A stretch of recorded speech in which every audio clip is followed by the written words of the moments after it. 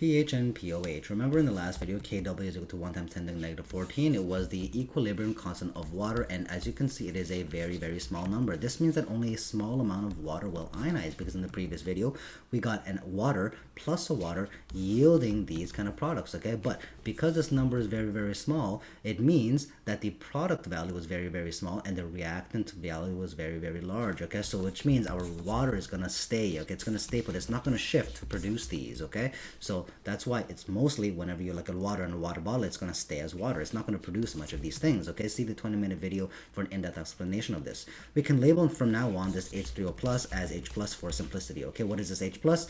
Okay, it's part of this pH that you're probably used to hearing, okay? pH is the power of hydrogen. So what is this formula for this power of hydrogen? Well, Kw is equal to this, 1 times 10 to the negative 14. It's equal to this, right? Our H plus and our OH minus, our product. We're just going to log both sides. So yes, you can see we did here, we're going to do it here, but we're based on the log rule. You can't just multiply the log by the product and just leave it put.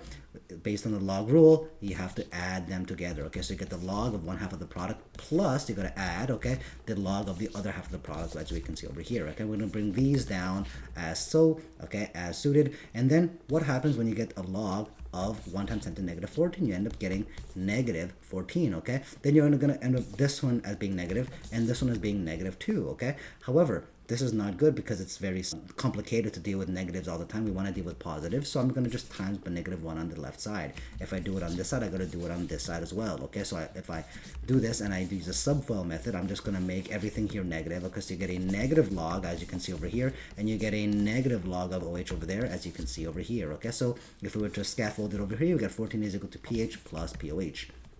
What about trying to find the H plus ion concentration in a solution? Let's have a look at this question here. If you have the pH of 3.2, we have written it over here. We're trying to find our H plus ion concentration of the solution. We're using this formula because we're obviously looking for pH over here. Okay, we're using the pH. Well, I'll have to isolate for our concentration of the hydrogen ion. So I'm going to divide negative log over here. If I do it on this side, I got to do it on this side so that these cancels out. So I end up just getting 10 to the power of negative 3.2. Why? Because, again, we're not dealing with the log right now. We're dealing with the anti-log, okay? So that's what I've done over here, okay?